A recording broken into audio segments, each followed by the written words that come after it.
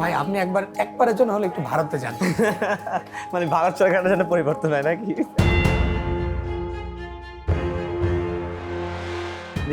যেখানে আসে সেখানে সরকারের পতন হয়ে যায়। আপনি নাকি নিজের ঘুম বন্ধ করার জন্য রুমে ছাড় পোকা নাকি ছেড়ে দিয়েছেন? আমি যেখানেই একটু হেলান দেই আমার ঘুম চলে আসে, কাজ করতে করতে ঘুমায় যাই। বিছানার সাথে যেন আমার শরীরের কমিউনিকেশনটা বা কানেকশনটা না থাকে, যেটা করছি ছাড় পোকা নিয়ে আসছিলাম। দেশের বাইরে চলে যায় একটু। দেশের বাইরে তো ঘুরেছেন, কোথায় কোথায় গিয়েছেন? চায়না যাওয়া হয়েছে, হ্যাঁ। নেপালে যাওয়া হয়েছে, ভারতে যাওয়া হয়েছে। তো এক্সপিরিয়েন্স কেমন? এবং এই যে নেপাল বা চায়না কিছু কিছু জায়গাতে পর্যটন স্পট আছে, এর বাইরেও ওখানকার কোনো অ্যাডভেঞ্চার বা কোনো গল্প আছে কিনা শেয়ার করেন? বিওয়াইডিতে রিসেন্টলি দারুণ একটা অভিজ্ঞতা হয়েছে, যেটা আসলে আমি অন্য কোথাও দেখতে পাইনি, আর অন্য কোনো কারো এই স্কোপটা নেওয়ার পসিবলও হবে না। আমি যেটা জানি আর কি, সেটা হচ্ছে তাদের যেই এক্সপিরিয়েন্স জোন, পাহাড়ি বিভিন্ন জায়গায় বা দুর্দান্ত কিছু জায়গায় বিওয়াইডি গাড়ির যে মুভমেন্ট, রেসিং ট্র্যাকে আমি জীবনে যাইতে পারি নাই। রেসিং ট্র্যাকে ওখানে গিয়েছিলাম এবং রেসিং গাড়ির ভেতরে আসলে কেমন ফিল হয়, যে ধাক্কাটা একেবারে বমি করে দেওয়ার মতো যে এক্সপিরিয়েন্স, এটা তো আমরা খালি টিভিতেই ছোটোবেলা থেকে দেখেছি। সো চায়নাতে এটা আমি ফার্স্ট টাইম দেখেছি। এরপরে চায়নার অনেক উঁচু একটা পাহাড়, এবং চায়না যে বিখ্যাত কুংফুর জন্য শাওলিন কুংফু, যেটা আমরা মুভিতে দেখেছি, সেই শাওলিন কুংফু নিজের চোখে দেখে এসেছি। শাওলিন কুংফুর জন্ম কোথায়, কোথায় গিয়ে আসলে রাশিয়ার president Vladimir Putin Shaolin kung fu খেলেছিলেন, উনিও কিন্তু কুংফু হয়ে গেলেন, জানেন? সো শাওলিন এবং কুংফু খুব দুর্ধর্ষ একজন, উনি কিন্তু ডিবি বা সিআইডি যেটাকে বলে সিআইডি অফিসার ছিলেন জি এক সময়। সো উনি বেশ ভালো কুংফু খেলেন, তো উনি ওখানে যেখানে কুংফু খেলেছিলেন সেটা দেখে এসেছি। এবং কুংফুর যে জন্মটা ছিল, কুংফুর যে পাহাড়টা আর কি, সেই পাহাড়ে গিয়েছিলাম। সেই পাহাড়ের একেবারে চূড়ায়, একেবারে পাহাড়ের কিনার ধরে যে লাইনটা, সেই লাইন ধরে আমরা গিয়েছি, যেটা নিচ দিয়ে আসলে নিচের দিকে তাকালেই মনে হচ্ছিল শরীর শেষ। একেবারে রেলিংয়ের পাশেই পুরো নিচ খাড়া পাহাড়। তো এটা যা হয়েছে সবচেয়ে দেশের বাইরে, যেটা আমি মজার এক্সপিরিয়েন্স যেটা বলবো সেটা হচ্ছে নেপালে। অনেকে বলে থাকে যে আমি 2টা পতন দেখেছি। এটা পতন আসলে ইচ্ছা করে তো আসলে হয়নি, মানে এটা বাই ইনসিডেন্ট হয়ে গেছে। বাংলাদেশের পতনের সময়, আমি সরকার পতনের সময় ফ্রন্টলাইন, জুলাই আগস্টে, হ্যাঁ ভালো পয়েন্ট, আমি ভুলে গিয়েছিলাম। সেটা হচ্ছে জুলাই আগস্ট আন্দোলন দেশে দেখেছেন এবং নেপাল সরকারের পতনটা দেখেছেন ওইখানে। হ্যাঁ, এই অভিজ্ঞতাটা শুনবো অবশ্যই। হ্যাঁ, আমি আসলে ওখানে যাওয়ার 2 দিন পরে আন্দোলন শুরু হয়ে যায়। সো আমাদেরকে ইমার্জেন্সি তখন থামেলে আন্দোলন বেশি গুরুতর ছিল। থামেল থেকে পোখারায় গেলাম। পোখারায় গিয়ে ওখানে ফ্রন্ট লাইনেই মোটামুটি আমরা ছিলাম, ভিডিও করতেছিলাম, আন্দোলনে শরিক ছিলাম। তারা আসলে দেখে বুঝতে পারছিল যে আমি দেশের বাইরে একজন। পরে জানতে পারলাম যে বাংলাদেশি। তখন আমাদের সাথে আর তারা বেশি ইন্টারাকশন করতেছিল, এবং আমরা কীভাবে আন্দোলনটা করছি ওইভাবে তাদের সাথে আমরা ব্রেন স্টর্মিং করতেছিলাম, আমাদের আইডিয়া নিচ্ছিল তারা। তারপরে বিভিন্ন জায়গায় সোশ্যাল মিডিয়াতে আমরা কাজ করতেছিলাম। সো দেশের এক্সপিরিয়েন্স, কেননা দেশে ওই যে ফ্রন্টলাইনে কাজ করেছি, ঢাকা ইউনিভার্সিটি থেকে শুরু করে মিরপুর সব জায়গায় ভিডিও করেছি, সোশ্যাল মিডিয়াতে দিয়েছি। আমার অনেকগুলো ভাইরাল ভিডিও আছে জুলাই আন্দোলনের সময়, যেটা মানে বাংলাদেশের মিডিয়া ইন্ডাস্ট্রি অনেকে শেয়ার করেছে, এখনও দেখবেন যে এগুলো শেয়ার হচ্ছে।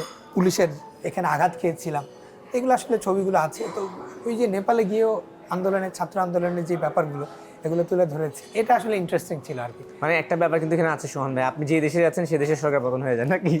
আপনাকে তো মানুষ ভিসা দিতে ভয় দিবে, বলবে যে যদি কখনো ভিসা নিতে যায় বলবে যে যেখানে আসে সেখানে সরকারের পতন হয়ে যায়। ভাই ইনসিডেন্টলি, মানে এটা আমি আসলে মেনশন করাটা উচিত হবে কিনা জানি না, বাট তারপরে বলতে চাই, ওই কন্টেন্টের পরে আসলে সবচেয়ে বেশি মানুষ যেটা বলেছিল আপনার সেম কথাটাই, যে ভাই আপনি একবারের জন্য হলে একটু ভারতে যান। মানে ভারত সরকারের জন্য পরিবর্তন হয় নাকি? এই জিনিসটা আমি অনেক ইন্টারেস্টলি অ্যাকসেপ্ট করেছিলাম, যে ভাই আসলে না, ভারত যাওয়া উচিত। কি যাচ্ছেন নাকি সরকার পতনের জন্য? আচ্ছা, কিন্তু আমি এখন যে প্রশ্নটা করবো, দেখুন আপনি তো বাংলাদেশের আন্দোলনটাও একদম চাক্ষুষ দেখেছেন, নেপালেরটাও দেখেছেন। আমি যদি দুইটার আন্দোলনের ডিফারেন্স করতে বলি, কেমন কি মনে হয়েছে? তবে আমাদের দেশের আন্দোলন তো অনেকদিন চলেছে, নেপালেরটা 2 দিন বা 3 দিনের মধ্যে কিন্তু তাদের আসলে আন্দোলনের পতন হয়ে গেছে। আপনার কাছে আমি ডিফারেন্স করতে বলে আপনি কি বলবেন? নেপালেরটা অনেক শান্তিপূর্ণ ছিল। তাদের যে মানুষের হতাহত হয়নি এমনটা না, তাদের হতাহত হয়েছে 70 জনের উপর নিহত হয়েছে। কিন্তু বাংলাদেশে এটা বেশি হয়েছে। এবং বাংলাদেশের যেই ওয়েপেন্স বা হচ্ছে যে অস্ত্রের ব্যবহারটা বেশি হয়েছে, এটা নেপালে ছিল না। বাংলাদেশের অন্যান্য বাহিনী যেরকম একটু অ্যাগ্রেসিভ হয়ে গিয়েছিল, লুকানো আক্রমণ করেছিল, তুলে নিয়ে গেছিলো, এটা নেপালে আমি দেখিনি নিজের চোখে। এবং অত হতাহত এবং অ্যাগ্রেসিভ মুডে তাদেরকে নেপালে আমি দেখিনি। ইনফ্যাক্ট বাংলাদেশের যে লম্বা সময় আন্দোলন হয়েছে, হতাহত হয়েছে, নেপালে এতটা হতে দেয়নি মানুষ। নেপালে সবাই মানে একতাবদ্ধ ছিল, যেটা করেছে সবাই একতাবদ্ধ করে প্রোটেস্টটা করেছে, এবং শান্তিপূর্ণ প্রোটেস্ট ছিল। 2-3 দিনের মধ্যে এটা শেষ। তো বাংলাদেশে এটা লম্বা সময় ছিল। বাংলাদেশে দেখা গেছে যে অনেকে এই সাইডে ছিল, অনেকে ওই সাইডে ছিল, মানে টলবল ছিল, কিন্তু পরবর্তীতে সবাই একসাথে যখন হয়েছে তখন এটা আসলে একটা সফল বাংলাদেশে আন্দোলনটা রূপান্তর হয়েছে। তো সেই জায়গা থেকে আসলে অনেক ডিফারেন্স ছিল, অনেক মানুষের জীবন চলে গেছে, বাংলাদেশের অনেক রক্ত গেছে, এটা নেপালে আসলে যায়নি। এবং নেপালে ডিসিশনগুলো খুব ইনস্ট্যান্ট হয়েছে নেপালে, এবং খুব কষ্ট তাদেরকে করতে হয়নি, এবং স্বল্প সময়ের মধ্যে মুভমেন্টগুলো। তবে আমার কাছে কেন জানি মনে হয়, যেহেতু তার কিছুদিন আগে বাংলাদেশের একটা এই ধরনের আন্দোলন হয়েছিল, সেটার একটা ইম্প্যাক্ট নেপালে আন্দোলন ছিল। দ্যাটস ওয়াই মনে হয় নেপালের সরকারও মনে হয় মানে হ্যান্ড ওভার করে দিতে বেশি সময় নেয়নি। তারা বুঝেছিল যে আমি মনে হয় রাখতে পারবো না, পরবর্তীতে একটা বিপদে পড়ে যেতে পারি। একেবারে সিমিলার, একেবারে সিমিলার।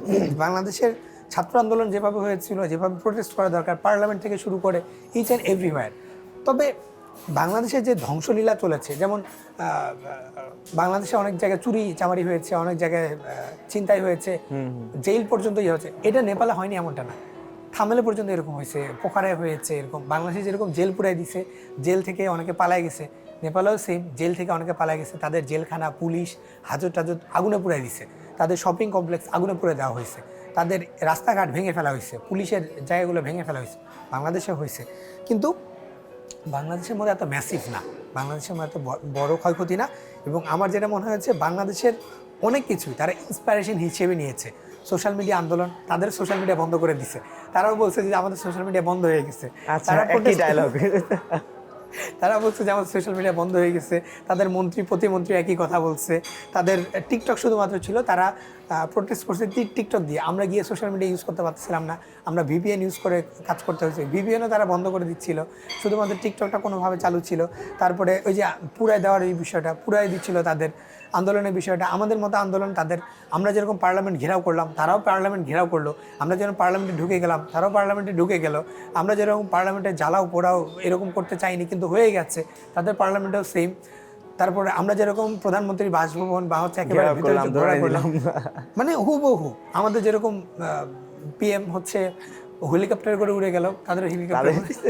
তার মানে হচ্ছে বাংলাদেশ থেকে অনেক দেশ কিছু হলো শিখে। আমি বাংলাদেশের পতনের ডুপ্লিকেট ভার্সনটা দেখে আসছি। আচ্ছা ঠিক আছে, দেখা যাক নেক্সট আপনি কোথায় কপি দেখতে পারেন। কিন্তু আরেকটা মজার প্রশ্ন আছে, বাংলাদেশের সরকার পতন হয়ে যাওয়ার পরে 4-5 দিন আপনার মনে আছে কিনা, এই যে চোর আসে, ডাকাত আসে, হ্যাঁ এই যে মারামারি, একটা আতঙ্ক ছিল, পুলিশ নাই, রাতে হলে শুনে চোর দৌড়াচ্ছে, ডাকাত দৌড়াচ্ছে। নেপালে কি এমন কিছু হয়েছিল?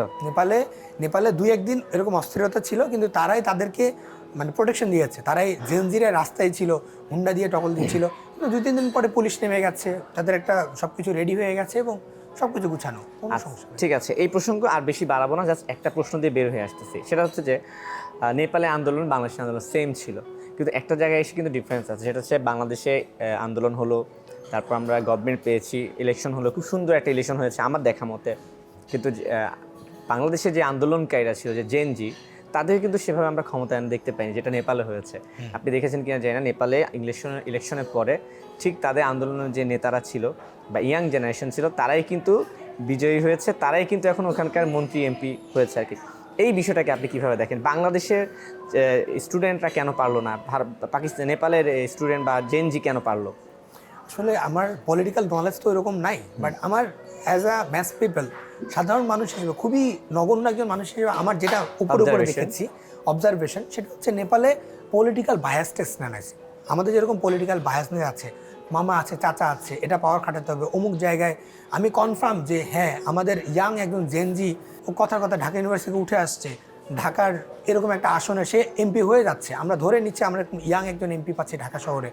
সেই জায়গায় একজন বয়স্ক মানুষ, সে তার প্রভাব খাটায়, আমি কারো নাম বলছি না, সে তার প্রভাব খাটায়, তার ওয়াইফের প্রভাব খাটায়, তার আধিপত্য বিস্তার করে, তার ওয়াইফকে দিয়ে, তার ভাই, তার মামা, চাচা, তার ভাতিজাকে দিয়ে প্রভাব খাটায়, তার নিজের ক্ষমতাটা দখল করে নিল। এটা কিন্তু নেপালে হয়নি।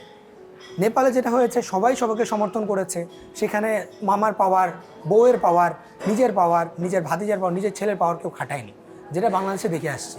সো আমরা যেরকম আসলে এটা আমাদের ব্যাড লাকও বলতে পারি, যে আমরা এরকম ক্ষমতার অপব্যবহারের জন্য আমরা যেরকম তরুণ অনেক জেনজিকে পার্লামেন্টে দেখতে পাচ্ছি না, নেপালে এই জিনিসটা নাই।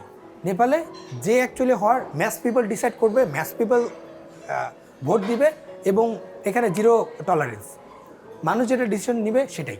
এখানে মামা আছে, চাচা আছে, নিজের ক্ষমতা আছে, বউয়ের ক্ষমতা আছে, এটা কেউ দেখবে না। অর্থাৎ তারা দিন শেষে তাদের জেএনজি বা তরুণ নেতৃত্বের প্রতি আস্থা রেখেছে। দেখি না এবার কি হয় এদের হাত ধরে। ঠিক আছে, আমরা পলিটিক্স থেকে বের হয়ে আসি। দেশেও ঘুরেছেন, বিদেশেও ঘুরেছেন, পর্যটন নিয়ে একটু কথা বলতে চাই। যেহেতু অনেক ঘোরাঘুরি করেন, ট্রাভেলিং করেন, বাংলাদেশ থেকে তো বিভিন্ন দেশে আপনি ঘুরতে যান, পর্যটকরা বাংলাদেশে আসে না কেন? কি মনে হয় আপনার কাছে? স্কোপই নাই। আপনি বাংলাদেশে ঘুরতে যাইতে বললে দুই একটা জায়গা আছে, আর যেগুলো দেখা যায় একটু ঘোরার মতো জায়গা দিবে রেস্ট্রিকশন ফেলে। সেন্ট মার্টিনে আগে মানুষ ঘুরতে যেতে পারতো হয়তো 3 থেকে 4 মাস, এখন সেন্ট মার্টিনে ঘুরতে যেতে পারে 2 মাস। 2 মাসে মানুষ যাবেই বা কখন, ঘুরবেই বা কখন? আর এর মধ্যে তো আবার দেখা যায় যে শিপের টিকিট ব্ল্যাকে সেল হয়ে গেছে, রিসোর্টের জায়গা পাওয়া যায় না। সব ঘুরবে কীভাবে মানুষ? ওই ঘোরার জন্য একটা জায়গায় সেন্ট মার্টিন, কিন্তু 2 মাসের মধ্যে মানুষ যেতেও পারে না। আমার দেশের মানুষই তো যেতে পারতেছে না, বিদেশে কি যাবে? না বিদেশে কি যাবে? হ্যাঁ। এরপরে হচ্ছে বান্দরবনে গহীনে যে জায়গাটা, এই জায়গাটা আমরা প্রপার এখনো নিজেদের কারণে নিজেরা সেফলি যেতে পারি না। কেননা আমাদের যে জায়গাগুলোতে সেফ, যে জায়গাগুলোতে আমাদের সেফলি মুভমেন্ট করার জায়গা, সে বাইরে আমরা চলে যাই। কেননা সন্ত্রাসী আসলে সব জায়গায় আছে, দেশের বাইরে সন্ত্রাসী নাই এমনটা না, দেশের বাইরে সন্ত্রাসী আছে, কিন্তু তারা তাদের লিমিটেশনসের মধ্যে ঘুরে আসে। কথা বান্দরবনে আন্ধারমানিকে আমাদের এই জায়গাটা যাওয়ার অনুমতি ছিল আগে, বা এক্সেসটা ছিল, এখন এক্সেসটা নাই। কেন নাই? ওই যে আমরা কিছু পাকনামি করছি, পাকনামি করে ওই জায়গাগুলো বন্ধ করে দিছি। সো এই যে ঘোরার মতো জায়গা, শ্রীমঙ্গল, এই এক শ্রীমঙ্গল কয়বার দেখবে মানুষ? এই এক বান্দরবন লামা কয়বার দেখবে মানুষ? রাঙামাটি কয়বার দেখবে মানুষ? কিন্তু কক্সবাজার আছে, পটুয়াখালী আছে, কক্সবাজার আছে, পটুয়াখালী, কুয়াকাটা আছে, কয়বার দেখবে ভাই? কক্সবাজার যেতে যেতে যেতে, আর কক্সবাজার এখন অনেক স্ক্যাম, পটুয়াখালীতে, কুয়াকাটাতে বলেন প্রচুর স্ক্যাম। সো বাট তারপরেও ঘোরার জায়গা যে নাই এমন না, রিফ্রেশমেন্টের প্রচুর জায়গা বাংলাদেশে। কক্সবাজারে এমন অনেক হিডেন জায়গা আছে যেগুলোতে আসলে যাওয়ার মতো। কুয়াকাটাতে আমি রিসেন্ট ভিডিও দিয়েছি, অনেক জায়গা আছে যেটা মানুষ আসলে যেতে পারে, যাওয়ার মতো। কিন্তু আসলে কি সবাই ট্রাভেল করে বা ঘুরে এই রিফ্রেশমেন্টের জন্যে, নাকি মানে অন্য পারপাসেও ঘুরে, সেটা বুঝতে হবে। যেমন ফরেন ট্যুরিস্ট আসার অন্যতম একটা রিজন হচ্ছে অ্যাডভেঞ্চার, যেটা বাংলাদেশেই নাই। আপনি একটু আগে স্কাই ডাইভিংয়ের কথা বলছিলেন, বাংলাদেশে স্কাই ডাইভিং নাই। কেন নাই? ওই রকম কি স্কোপ আসলে বাংলাদেশে নাই, নাকি আমাদের প্রপার ইনভেস্টমেন্টের অভাব? আমাদের ইন্ডাস্ট্রি, আমাদের ট্যুরিজম বোর্ড, আমাদের অন্যান্য যে সেক্টর, তারা কি আসলে এই জায়গাটাকে ইনভেস্ট করতেছে না, নাকি আসলে বাংলাদেশের জায়গাটা নাই? এটা আমাদেরকে একটু ব্রেনস্টর্ম করতে হবে। বাংলাদেশে বানজি জাম্পিং নাই কেন? কেন বানজি জাম্পিং করার জন্য আমাকে নেপালে যেতে হবে? বাংলাদেশে প্যারাগ্লাইডিং নাই কেন? আজীবন মানুষ প্যারাসেলিং করতেছে কক্সবাজারে। সেটাও কিন্তু অনিরাপদ, কিছুদিন পর আমরা দুর্ঘটনা। হ্যাঁ, প্যারাসেলিং। তো প্যারাগ্লাইডিং আসলে কি বাংলাদেশে পসিবল না, নাকি এইটার ইনভেস্টমেন্টটা মানুষ করতেছে না? এটা আমাকে বুঝতে হবে। সো এই জায়গায় যদি চিন্তা করা যায়, আমি যদি বাংলাদেশে স্কাই ডাইভিং চালু করে দিতে পারি, বাংলাদেশ আশেপাশের মানুষ কিন্তু নেপালে না গিয়ে বাংলাদেশে করতে আসবে। আমি যদি প্যারাগ্লাইডিং শুরু করে দিতে পারি, বানজি জাম্পিং শুরু করে দিতে পারি, আই চ্যালেঞ্জ ইউ, হিউজ পরিমাণে ট্যুরিস্ট বাংলাদেশে ঢুকবে ভাই। এটা লিখে রাখেন আপনি। নেপালের চেয়ে একটু যদি আপনি 1 লাখ টাকা বা কিছু টাকা কমেও যদি শুরু করতে পারেন, হিউজ মানে নেপালে না গিয়ে বাংলাদেশে আসবে। কেন আসবে? বাংলাদেশে সেই অপরচুনিটিটা বিল্ড করে আমি দিচ্ছি। একটা হচ্ছে ইনভেস্টমেন্ট, একটা হচ্ছে পরিকল্পনা। ট্যুরিজম বোর্ড আছে, আমাদের মন্ত্রণালয় আছে, এত বছর হয়ে গেছে, স্বাধীনতা 54 বছর 55 বছর পরে গেল, এখন ট্যুরিজম বোর্ডকে আসলে এক পক্ষ কখনো দায় দিতে পারবে না। ট্যুরিজম বোর্ড চেষ্টা করছে না এমনটা না, ট্যুরিজম বোর্ড চেষ্টা করতেছে, এবং they are working on it very potentially. তারা ইনভেস্টরকে এনে দিচ্ছে, তারা দেখাচ্ছে। অনেক সময় স্পটের জন্য বন্ধ হয়ে যাচ্ছে, অনেক সময় দেখা যায় যে আসলে এটা পসিবল হচ্ছে না, আসলে বড় ইনভেস্টমেন্ট প্রয়োজন, যে ইনভেস্টর হয়তো প্রপারলি পাওয়া যাচ্ছে না। সো আসলে ট্যুরিজম বোর্ডকে এক পক্ষ দায়ী করা যাবে না। ঠিক আছে সোহান ভাই, কথা বললেন, অনেক কথা চলতে থাকবে, কিন্তু ছোট ছোট প্রশ্ন, একটু ব্যক্তি সোহানের কাছে চলে আসি। তার আগে আমি প্রশ্ন করবো এটা, যে ধরুন আপনি তো ঘোরাঘুরি পছন্দ করেন, যদি আপনার কাছে আমি প্রশ্ন করি যে মানুষ কেন ঘুরতে যাবে, ঘুরতে যাওয়া উচিত, কি মনে হয় আপনার কাছে? ঘুরতে যাওয়াটা আসলে অনেক রোগের ওষুধ। ফার্স্ট অফ অল এটা হচ্ছে কাইন্ড অফ একটা থেরাপি। আপনার পায়ের ব্যথা, আপনি ঘুরতে যান। আপনার কোমরের ব্যথা, আপনি ঘুরতে যান। আপনার হার্টের সমস্যা বা হচ্ছে আপনার ইন্টারনাল বডির সমস্যা, আপনি ঘুরতে যান। ঘুরতে বের হয়ে যান একটা ব্যাকপ্যাক নিয়ে, দেখবেন আপনি যখন ঘুরতে যাবেন আপনার পায়ের ব্যথাও কেন যেন কোথায় যেন উড়ে চলে যাচ্ছে। আপনার হার্টের সমস্যা বা হচ্ছে আপনার মাথার যে প্রেশারের সমস্যা, কোথায় যেন উড়ে চলে গেছে। আপনার মাথা ব্যথা, আপনি ঘুরতে চলে যান, দেখবেন যে আপনার কোথায় যেন সমস্যাটা চলে গেছে। সো ঘুরতে যাওয়া, ট্রাভেল করা, এটা হচ্ছে একটা থেরাপি, এটা হচ্ছে সর্বরোগের ওষুধ আমি ফার্স্ট অফ অল মনে করি। আপনি যদি ঘুরতে যান, আপনার অনেক কিছু থেকে আপনি রিলিজ পাবেন, আপনার নিজের কাছে অনেক ভালো লাগবে। ইনফ্যাক্ট আমাদের ব্রেইন পার্টিকুলার একটা টাইম পরে কাজ করা বন্ধ করে দেয়। আপনি যদি ঘুরতে যান, আপনার ব্রেইনের যেই বাধাগুলো সেগুলো আস্তে আস্তে খুলে যাবে, আপনার ক্রিয়েটিভিটি বেড়ে যাবে, আপনি তখন নতুনভাবে কাজ করতে পারবেন। সো ঘুরতে যাওয়াটা আসলে মানুষের ক্রিয়েটিভিটি বাড়ায়, মানুষকে আরও নতুনভাবে চিন্তা করতে হেল্প করে। এমনকি আপনি নতুন অনেক কিছু জানতে পারবেন যেটা আপনি আগে জানতেন না, অনেক এক্সপিরিয়েন্স গ্যাদার হবে। মনে করেন এই কফি বানানোটা আপনি কখনো জানতেন না, কিন্তু নতুন একটা জায়গায় যাওয়ার পরে আপনি দেখলেন যে মানুষজন এভাবে কফি বানায়, তো আপনি কফি বানানোটা শিখলেন। নতুন জায়গায় যাওয়ার পরে আপনি কফি বানানোটা শিখলেন, আপনি নতুন একটা এক্সপিরিয়েন্স গ্যাদার হলো। সো লার্নিংয়ের যে জায়গাটা, ট্রাভেল করলে অনেক কিছু শেখা যায়। আসলে ট্রাভেলটা একটা 360 সলিউশন আমি যেটা মনে করি বাংলাদেশের মানুষের কাছে বা পৃথিবীর মানুষের কাছে। এবং ট্রাভেলিং কিন্তু মানুষকে স্বাবলম্বী করে। যেমন বলছিলাম না যে আমি হয়তো আমাকে কফিটা বানিয়ে দিয়ে গেছে, আমি খাচ্ছি, কিন্তু আমি ট্রাভেলিংয়ে গেলে একটা কফি কীভাবে বানিয়ে খেতে হয় সেটা আমার অটোমেটিক শেখা হয়ে যায়, কারণ আমাকে সেখানে করে খেতে হবে। কিন্তু ইয়াং জেনারেশন একটা কথা বলে যে ওর বাপের তো অনেক টাকা, সেজন্য সে শুধু ঘুরতে তো টাকা লাগে। আসলে কি ঘুরতে টাকা লাগে? মানে অল্প টাকায় কি ঘোরা যায়? সম্ভব? ডেফিনেটলি যায়। আপনি কক্সবাজার 50,000 টাকা দিয়ে ঘুরে আসতে পারবেন, আপনি কক্সবাজার 1,000-2,000 টাকা দিয়ে ঘুরে আসতে পারবেন। এটা আমি অনেক ভিডিওতে বলেছি, আমার এরকম ভিডিও আছে, বাট ইটস অ্যাকচুয়ালি ট্রু। মানুষ 5,000, 10,000 টাকা দিয়েও এয়ারলাইন্সে করে কক্সবাজার যেতে পারবে, আবার 300 টাকা, 500 টাকা বা 1,000 টাকা দিয়ে লোকাল বাস ট্রেনে হচ্ছে কক্সবাজার যেতে পারবে। সো এরকম আমাদের উপরে ডিপেন্ড করতেছে যে আমরা কতটা সাশ্রয়ী ওয়েতে আমরা ট্রাভেলটা করতে পারবো। কিন্তু আপনার কাছে কি মনে হয়, ট্রাভেলিং লাক্সারিয়াস হওয়া ভালো, নাকি একদম যতটা সাশ্রয়ী কিংবা যতটা মানে অ্যাডভেঞ্চারে হওয়া ভালো? কোনটা? এটা আপনার পারপাসের উপর ডিপেন্ড করতেছে। আপনি যদি মনে করেন যে আমি পুরো উইকে অনেক স্ট্রেসফুল একটা টাইম পার করেছি, রিফ্রেশমেন্ট, এখন একটা রিফ্রেশমেন্ট দরকার, অফিসের প্যারা, বসের প্যারা, ফ্যামিলি প্যারা, সব কিছু থেকে বের হয়ে আমি এখন রিফ্রেশমেন্টে যেতে চাই, তাহলে আমার মনে হয় লাক্সারিটাকে চুজ করা উচিত। আর যদি আপনি মনে করেন যে আমার একটু অ্যাডভেঞ্চার করতে পছন্দ, আমি একটু লাইফটাকে এনজয় করতে চাই, নেচারটাকে খুব কাছ থেকে দেখতে চাই, দেন আমার মনে হয় তখন আপনাকে অ্যাডভেঞ্চারে বা হচ্ছে তখন একটু ফিল নিয়ে ট্রাভেল করা উচিত। ঠিক আছে। এবার আমি আপনার চোখের দিকে তাকিয়ে দেখলাম মনে হয় ঘুমটুম কম হয় নাকি? চোখের নিচে কালি পড়ে গেছে। ঘুমান কতক্ষণ? আমাদের ঘুমের জায়গাটা একটু কম থাকে, কেননা আসলে দিন রাত যখন ট্রাভেলের প্রেশারটা বেশি থাকে তখন ট্রাভেল করতে হয় খুব বেশি। আর যেহেতু এখন এটা আমার ফুল টাইম একটা ডিউটি বলা যায়, আমার পেছনে আলহামদুলিল্লাহ একটা টিম কাজ করে, তাদের দিকেও আমাকে তাকাতে হয়। আমাদের বেশিরভাগ কাজ হয় রাতের বেলা, 2টা, 3টা, 4টা, কোনো রাতে ঘুম হয়, কোনো রাতে ঘুম হয় না। সো অল্প ঘুমের মধ্যে আমাদেরকে আবার উঠে যেতে হয়, কেননা 10টা, 11টার দিকে দেখা যায় অধিকাংশ কর্পোরেট সেক্টর বা হচ্ছে ক্লায়েন্টরা উঠে যায়। সো তাদের সাথে আমাদের কমিউনিকেশন করতে হয়, যেহেতু ব্র্যান্ড ডিল কিছু আমাদেরকে পার করতে হয়। সো ব্র্যান্ডের সাথে কমিউনিকেশন করতে হয়। এই ক্ষেত্রে আমার ম্যানেজারকেও কখনো কখনো এখানে ইনভলভ হতে হয়। সো ওভারঅল ঘুমের জায়গাটা একটু কম হয়, বাট ট্রাই করি যে একটু ঘুমানোর। আমি দেখা যাচ্ছে কোথাও যদি দাঁড়াই, ঘোড়ার মতো দাঁড়ায় ঘুমিয়ে যেতে পারি, কোথাও যদি বসে থাকি বসে ঘুমিয়ে যেতে পারি। আর বেশিরভাগ ঘুম হয় আমাদের ফ্লাইটে বা হচ্ছে ট্রাভেলের মধ্যে। যে ফ্লাইটে 40 মিনিট 45 মিনিট যে ফ্লাইট, ওটার মধ্যে একটু ঘুমাই নেই, গিয়ে আবার কন্টিনিউ করি। কিন্তু আমি তো গোপন খবর পেয়েছি আপনি নাকি নিজের ঘুম বন্ধ করার জন্য রুমে ছাড়পোকা নাকি ছেড়ে দিয়েছেন, নাকি একটা ব্যাপার ছিল? আচ্ছা, এটা হচ্ছে আমার প্রথম দিকের ঘটনা। যখন কন্টেন্ট ক্রিয়েশন খুব প্রথম দিকে আমরা শুরু করি, তখন যখন দেখলাম যে ম্যাস রেসপন্স আমরা পাচ্ছি, জনগণ খুব ভালোভাবে নিচ্ছে, মানুষজন এটাকে এনজয় করছে, তখন এটাকে ফুল প্যাশনের দিক থেকে নিয়ে এবং এটাকে ফুল টাইম রেসপন্সিবিলিটি থেকে নিয়ে যাই। বাট আমার এই যে একটা প্রবলেম, ঘুমের প্রবলেম, আমি যেখানেই একটু হেলান দেই আমার ঘুম চলে আসে, কাজ করতে করতে ঘুমায় যায়। মাশাআল্লাহ, আপনার খুব ঘুম ভালো। মাশাআল্লাহ, খুব ভালো। এই যে মাউস ধরে আছে কিবোর্ড হাতে, এই ঘুমাই গেছি গা, কয়েক ঘন্টার জন্য দেখা যায় এরকম ঘুম চলে আসছে। তখন যেটা করি, বিছানার সাথে যেন আমার শরীরের কমিউনিকেশনটা বা কানেকশনটা না থাকে, যেটা করছি ছারপোকা নিয়ে আসছিলাম। বাংলাদেশের ট্রেনের তো মাশাআল্লাহ অনেক ছারপোকা দেখা যায়। ট্রেনকে ক্রিটিসাইজ করছি না, বাট এটা অ্যাকচুয়ালি রিয়েল সিনারিও, বাংলাদেশে অনেক ট্রেনে ছারপোকা পাওয়া যায়। তো এই ছারপোকা এনে আমি আমার রুমে ছেড়ে দিয়েছিলাম, বিছানায় ছেড়ে দিয়েছিলাম। মাশাআল্লাহ 1 সপ্তাহের মধ্যেই ছারপোকা ডিম দিয়ে বংশ বিস্তার করে একাকার। তো আমি আর ঘুমাইতে পারতাম না, বিছানায় ঘুমাইতে পারতাম না। তো ওইটা অ্যাকচুয়ালি আমাকে কাজে দিছিল আমার প্রোডাক্টিভিটি বা কাজকর্ম বাড়াতে আর কি। তখন যেন আমার ঘুম না আসে, যেন আমি বিছানার কথা চিন্তা করতাম যে না, ছারপোকা কামড় দিবে, ঘুমাতে পারবো না। তো ঘুমের জিনিসটা আমার মাথা থেকে বের হয়ে যেত এবং আমি প্রপার কাজের যে কনসেন্ট্রেশন বা প্রপারলি কাজ করতে পারতাম, এবং কাজ করার জন্য আমি ঘুমটাকে আসলে ত্যাগ করতাম। বাট আমি এখানে একটা নোট দিয়ে রাখবো যে সোহান ভাইয়ের মতো আপনারা এই কাজ করেন না, মানুষের জীবনে ঘুম খুব প্রয়োজনীয় একটা বিষয়। ওকে, কিন্তু এই যে আপনি এটা বলছেন যে কাজের জন্য আমি ঘুমাইতে চাইতাম না বা ঘুম যেন না আসে চেষ্টা করতাম আর কি। অনেকে তো বলে যে কন্টেন্ট ক্রিয়েশনটাকে প্রফেশন হিসেবে দেখে ফেলে। হ্যাঁ, অনেকে আমি এমনও দেখেছি যে প্রফেশন ছেড়ে, চাকরি বাকরি ছেড়ে এখন কন্টেন্ট ক্রিয়েশনকে প্রফেশন হিসেবে নিয়ে নিচ্ছে। এটা কি আসলে ঠিক? আপনার কাছে কি মনে হয়? Is it okay? ডেফিনেটলি না। নাম্বার 1 হচ্ছে পায়ের নিচে মাটি রেডি রাখতে হবে। এটা হচ্ছে একটা নরবরের প্ল্যাটফর্ম। নরবরের প্ল্যাটফর্মটা কীরকম? মনে করেন এইভাবে আপনি জিনিসটা দাঁড়ায় আছেন, যে কোনো সময় এটা ভেঙে পড়ে যেতে পারে। কথার কথা আপনার মেইন প্ল্যাটফর্ম হচ্ছে একটা ফেসবুক পেজ।